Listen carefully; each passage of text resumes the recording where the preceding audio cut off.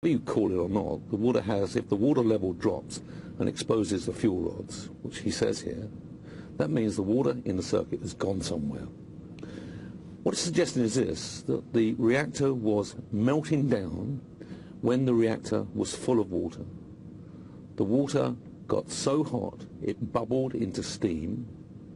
That reduced the level either by pressure, pushing the water level down as the steam was generated, or the steam pressure was so high that it pushed and broke and ruptured the primary circuit, that's the reactor circuit.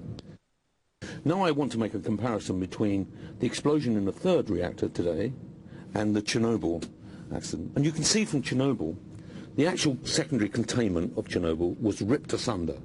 And you can see the extent of damage that the core is exposed. What I've said with the third reactor explosion today was that some of the fuel core and some of the spent fuel was exposed. So I'm looking to see something very similar to this in the Japanese reactor. In other words, the core is exposed. There's a potential for a very large radioactive release. John Large with that explanation there. Now, Wayne Hay reports from an evacuation centre in the town of Kawamata. There are around 1,300 people in this evacuation centre alone in the town of Kawamata. Some of these people lived very close to the damaged nuclear power station.